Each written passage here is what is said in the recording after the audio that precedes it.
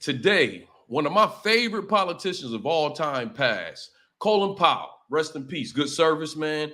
The black community, we've lost probably one of the best, in my opinion, one of the best politicians, black politicians, period, to walk the earth. He has a pretty nice resume. But what's up with y'all? What's up with y'all? Welcome back to Moxy Approved. What's up with y'all, Moxy Mob?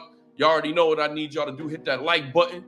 Watch all the way through, and please share this video. Share this video. But what we talking about? What we talking about?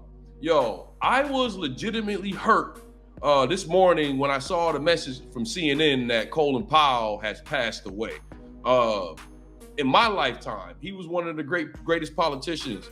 I've seen him cross party lines many times. He does have some stains on his record, just like any politician, but I think he represented the black community very well. I remember when I would watch him on TV as a young kid, and he always stuck out to me because he came off highly intelligent, but he was a Christian, and I was raised in a very strict Christian household when I was younger. But one thing I liked about him as I was growing up is I was looking for male figures that, you know, I could kind of emulate that didn't necessarily have to be thugs. Like, you know, I love Tupac and that stuff, but there's a side of me when I was young that, you know, I thought about being a politician. And before Obama came, because by the time Obama came, I was already out of high school, or by the time Obama came, I was already out of college, okay?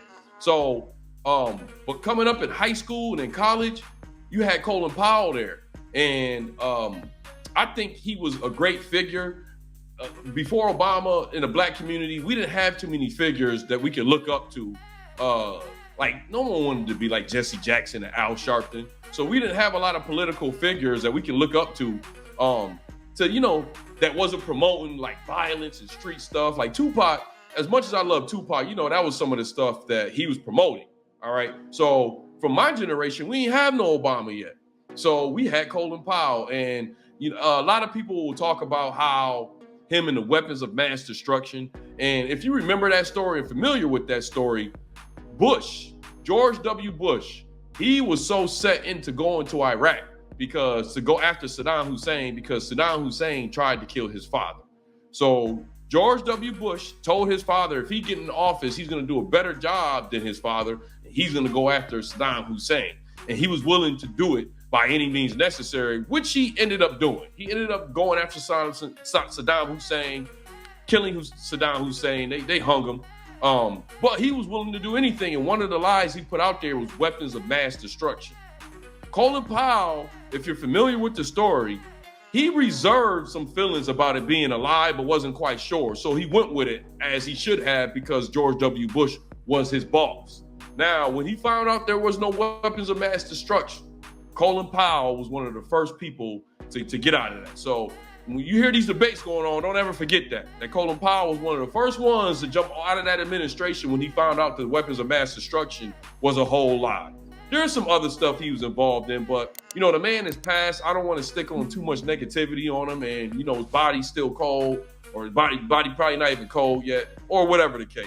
But I appreciate him, and I'm going to miss him, and I'm going to miss his opinion on stuff. I remember I didn't know what he was going to do as far as who he was going to promote as far as when Barack Obama was running. And it was a very interesting situation. I'm like, this guy's a Republican. Is he really going to back up Obama and go across the party lines? And yes, that's what he did. You can't go around demonizing the president and the commander-in-chief because he might be a Muslim. There's nothing wrong with being a Muslim, in my humble judgment. But they're using it as a way to attack.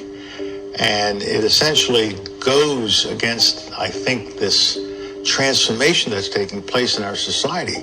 2 times he did that.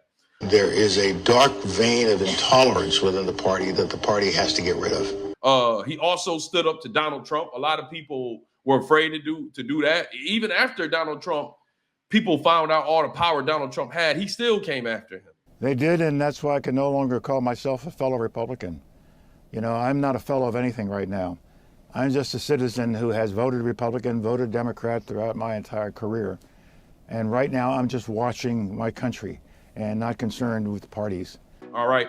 So he crossed party lines, and I felt like he was a good example for the Black community. Now, I will say this. There's another part to this highly respected man passing is he passed off of COVID and complications of COVID. I think he had myeloma. That's a form of cancer that a lot of Black Americans have. He had deficiencies in his immune system. Let me make sure I get that out of there.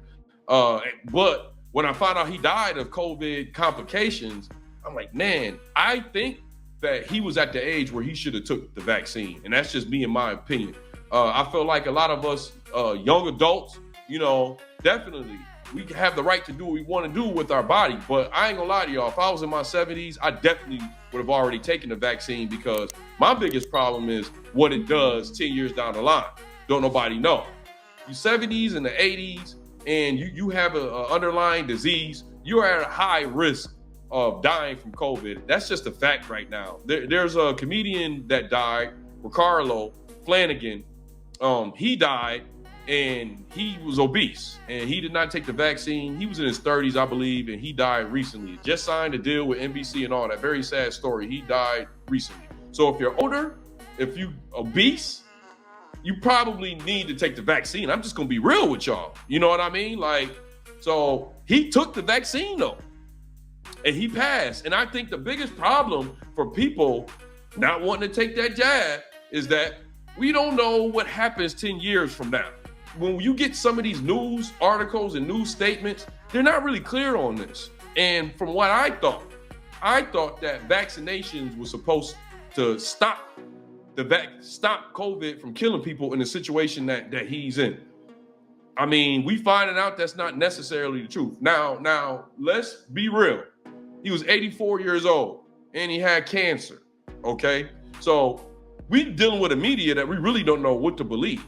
He might have just straight up died with cancer, but just tested positive of COVID-19. But I don't want to go too far and disrespect his family. His family said he died of COVID-19 complications, and he had the vaccine. All right. So another situation where things are very unclear on what's happening and stuff like that. And definitely a scary situation for those that's unvaxxed that may want to get vaxxed, because it's just unclear. And it ain't our fault that the information is coming out unclear. All right. But whatever the case may be, we definitely lost a well-respected soldier, general, and Black politician that me personally, I would love to hear his input on a lot of situations, especially dealing with the Black community.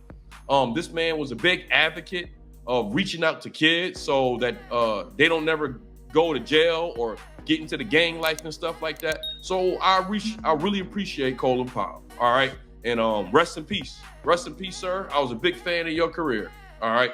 Well, anyways, y'all know how we like to end our videos over here on Moxy Approved, right? With that water. I see y'all here next time on Moxy Approved. Rest in peace.